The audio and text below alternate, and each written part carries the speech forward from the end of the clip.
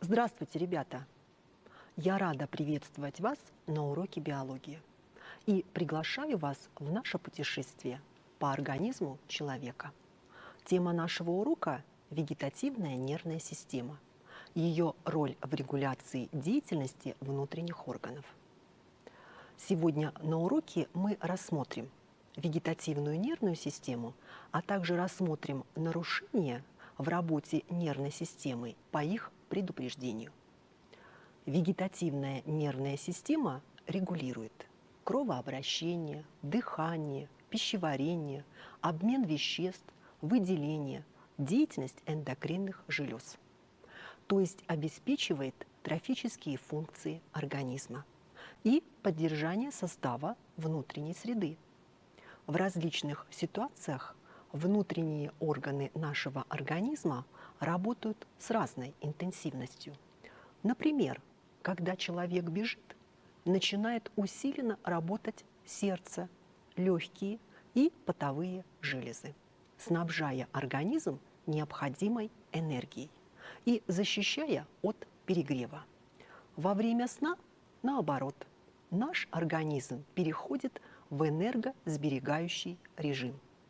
Сердце и легкие работают медленно, размеренно, а вот пищеварительная система работает в полную силу, запасая энергию на будущее. Все это возможно благодаря работе вегетативной нервной системы. Анатомически и функционально вегетативная система подразделяется на симпатическую и парасимпатическую. Экспериментально доказано, что симпатическая нервная система усиливает обмен веществ, повышает возбудимость большинства тканей, мобилизует силы организма на активную деятельность, особенно в стрессовых ситуациях. Парасимпатическая нервная система способствует восстановлению израсходованных запасов энергии, регулирует жизнедеятельность организма во время сна. Следовательно, эти системы являются антагонистами. Основной морфологической единицей вегетативной нервной системы, как и соматической, является нейрон. В вегетативной нервной системе тоже выделяют центральную и периферическую части. Центральную часть образуют тела нейронов, лежащих в спинном мозге и головном мозге. Эти скопления нервных клеток получили название вегетативных ядер. Отходящие от ядер волокна лежат за пределами центральной нервной системы. Нервные сплетения в стенках внутренних органов образуют периферическую часть вегетативной нервной системы. Центры симпатического отдела находятся в боковых рогах серого вещества, грудного и поясничного отделов спинного мозга. Волокна их нейронов, выходя за пределы спинного мозга, образуют околопозвоночные узлы симпатического отдела. Эти узлы проходят вдоль всего позвоночного столба, образуя два симпатических ствола – левый и правый. Нервные волокна, идущие от этих стволов, иннервируют все без исключения органы тела человека, в то время как область иннервации парасимпатических волокон более ограничена. Центры парасимпатической нервной системы находятся в мозговом стволе и крестцовом отделе спинного мозга. Нервные волокна, отходящие от этих центров, регулируют аккомодацию глаза, деятельность основных внутренних органов, являются запускающими для выделения слюны, слезной и других жидкостей тела. Большинство внутренних органов получает двойную вегетативную иннервацию, так как к ним подходят как симпатические, так и парасимпатические нервные волокна, которые функционируют в тесном взаимодействии, но производят на органы противоположный эффект. Влияние вегетативной нервной системы на некоторые внутренние органы показано в таблице.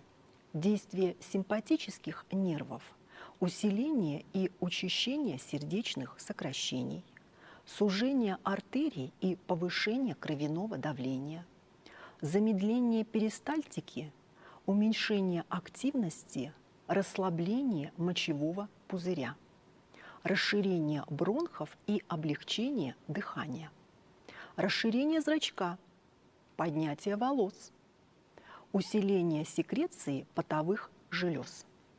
Также симпатические нервы угнетают слюноотделение.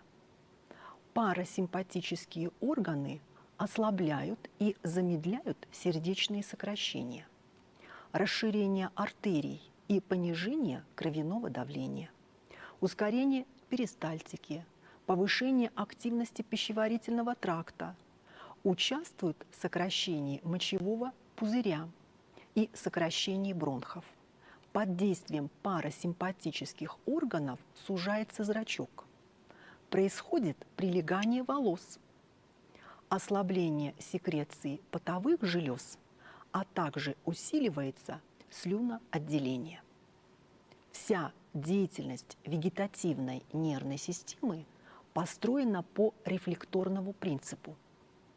Строение рефлекторных дуг вегетативного отдела мало отличается от строения рефлекторных дуг соматической части нервной системы. Самая простая вегетативная рефлекторная дуга представлена 3 нейронами.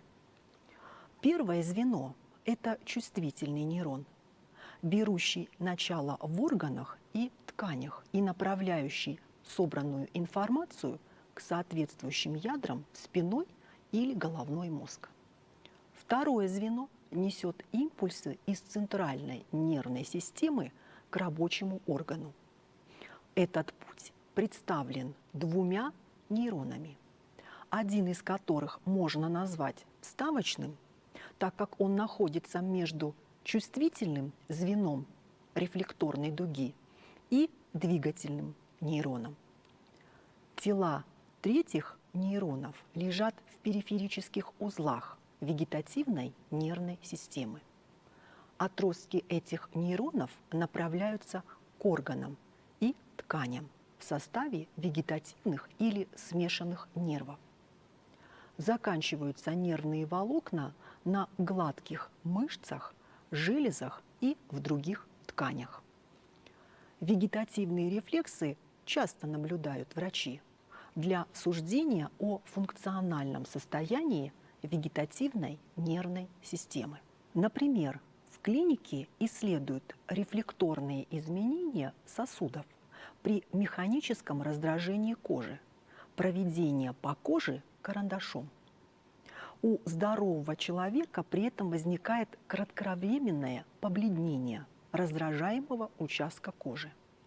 При высокой возбудимости вегетативной нервной системы на месте раздражения появляется красная полоса, окаймленная бледными полосами суженных сосудов. А при еще более высокой чувствительности в этом месте образуется отек. Появление отека кожи служит признаком вегетативной дисфункции. По разным данным, от 12 до 29% подростков страдают этим заболеванием. Необходимо понимать, что дисфункция может быть связана с периодом усиленного роста организма и может пройти сама собой с окончанием подросткового периода, а может стать предвестником другого, более серьезного заболевания. В любом случае консультация врача необходима. Рассмотрим следующий вопрос нашей темы – нарушения в работе нервной системы и их предупреждение. Нервная система сложная и хрупкая, и любое кажущееся незначительным повреждением может привести к серьезным последствиям. Причин поражения нервной системы множество, но все их можно разделить на две группы – врожденные и приобретенные. Некоторые врожденные заболевания нервной системы могут возникать еще до рождения ребенка. Например, гидроцефалия – увеличение объема мозга из-за нарушения оттока из него спинномозговой жидкости. На сегодняшний день существует ряд методов ранней диагностики заболевания плода, что дает возможность предупреждать многие наследственные заболевания на ранней стадии. Другие врожденные заболевания проявляются в течение жизни человека. К ним относится эпилепсия. Эпилептические припадки начинаются в неожиданный момент. В начале приступа возникает напряжение всех мышц, кратковременная остановка дыхания, обморок. Затем начинаются судороги, которые через несколько минут самопроизвольно заканчиваются. Приступы эпилепсии вызывают шок и страх у окружающих людей. Поэтому важно знать правила оказания помощи таким больным. При эпилептическом припадке необходимо удалить все твердые предметы, находящиеся в непосредственной близости от больного, чтобы он во время судорог не поранился. Следует подложить под голову мягкий плоский предмет, перевернуть больного на бок. Удерживать его во время эпилептического приступа не следует, но после приступа обязательно необходимо вызвать врача. Основная причина приобретенных заболеваний центральной нервной системы – травмы, сотрясения, ушибы головного мозга, разрывы периферических нервов. Такие повреждения можно получить при авариях или падении на спину даже с высоты человеческого роста, при попадании в голову различных предметов, в том числе меча. Как правило, для сотрясения мозга характерны три основных признака: потеря сознания, рвота и ретроградная амнезия, когда человек не может вспомнить события, предшествующие травме. Легкое сотрясение головного мозга может проявляться сонливостью, вялостью и тошнотой. Очень серьезная травма – ушиб мозга. При ушибе головы внутри черепа может разорваться кровеносный сосуд, и излившаяся кровь будет постепенно сдавливать мозг. В таких случаях пострадавший, будучи поначалу в удовлетворительном состоянии, внезапно, иногда через несколько дней после травмы, теряет сознание. У него появляются судороги. В этом случае только срочная операция может спасти человеку жизнь. При сотрясении головного мозга или его ушибе в первую очередь необходимо обеспечить полный покой пострадавшему, уложить на кровать или кушетку, на лоб приложить тряпочку, смоченную холодной водой. Нужно немедленно доставить пострадавшего в больницу. Даже после легкого сотрясения мозга при отсутствии необходимого лечения человек в дальнейшем постоянно жалуется на головные боли, становится нервным и плохо учится.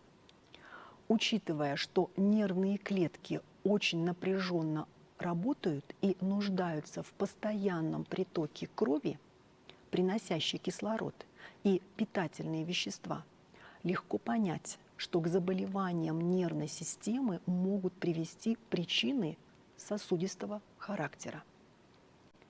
Наиболее опасным заболеванием центральной нервной системы является инсульт. При инсульте в определенной части мозга кровоток снижается или прекращается совсем. лопается кровеносный сосуд, происходит кровоизлияние, или в сосуде образуется тромб, препятствующий дальнейшему кровотоку. В обоих случаях клетки поврежденной области мозга перестают получать кислород и необходимые питательные вещества в достаточном количестве и начинают погибать. Инсульт может привести к продолжительной коме, параличам, нарушениям интеллекта или памяти. Тяжелый инсульт может стать причиной смерти. Нарушение мозгового кровообращения или гибель нервных клеток из-за сдавливания может произойти в результате заболеваний, связанных с опухолями. Есть предположение, что воздействие винилхлорида, бесцветный газ, применяемый при изготовлении пластмассовых изделий, аспартама, заменителя сахара, и электромагнитных полей могут являться причинами развития заболеваний. Симптомы опухоли головного мозга зависят от того, какой участок поражен опухолью. Часто к нарушениям деятельности центральной нервной системы приводят инфекционные заболевания.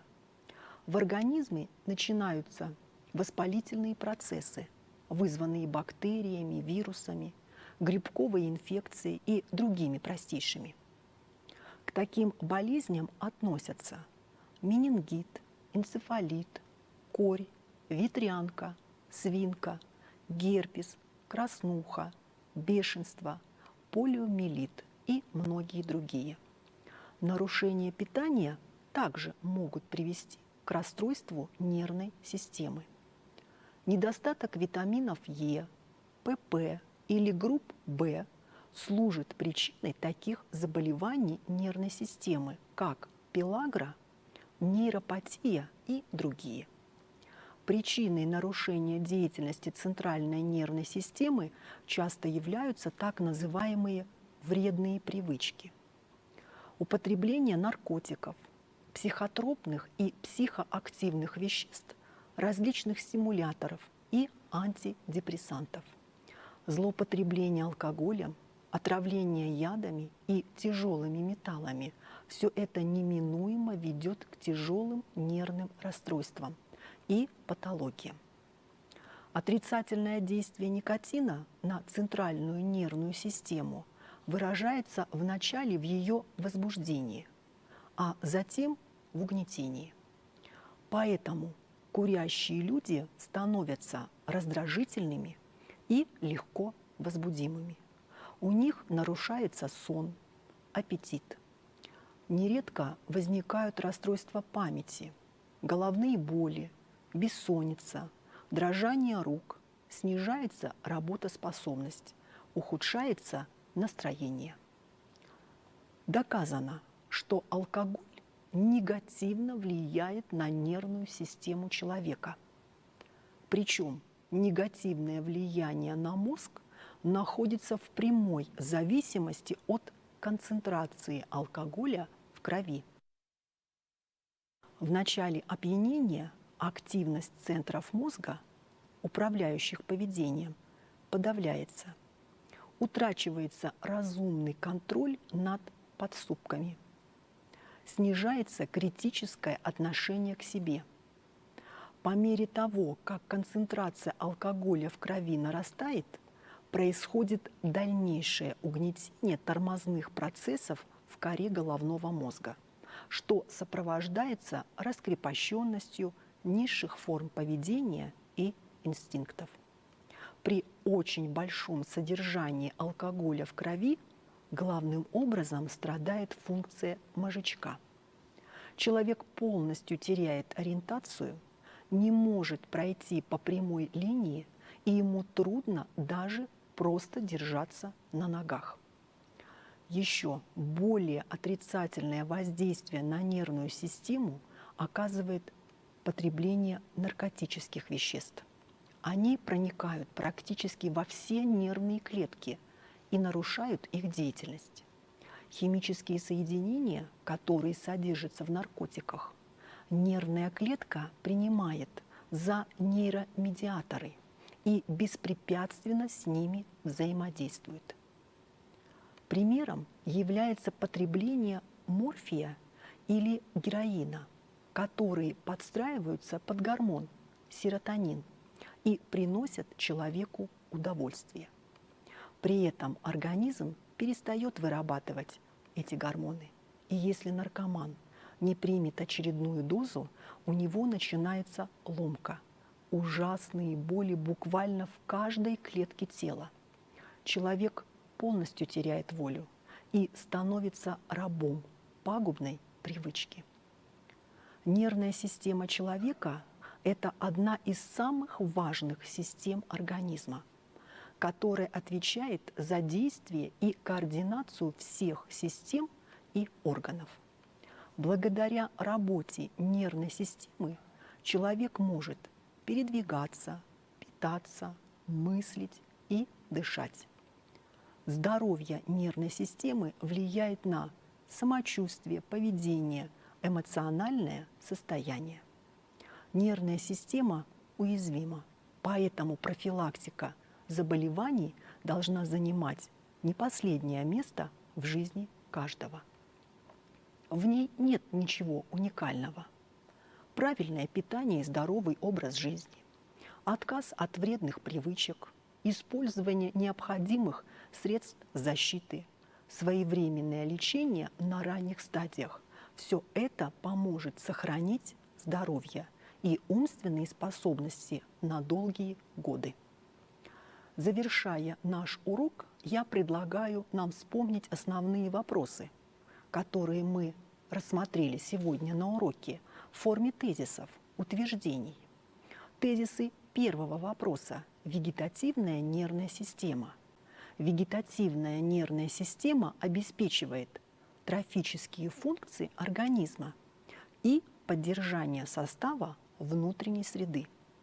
Вегетативная система подразделяется на симпатическую и парасимпатическую. Эти системы являются антагонистами. Тезисы второго вопроса – нарушения в работе нервной системы и их предупреждения, поражение нервной системы, врожденные и приобретенные. Здоровье нервной системы влияет на самочувствие, поведение, эмоциональное состояние. Профилактика заболеваний нервной системы – это здоровье и умственные способности на долгие годы. Обратите внимание на информационные ресурсы, которые были использованы для подготовки к уроку. Будьте здоровы, ребята! До новых встреч! Увидимся на следующем уроке.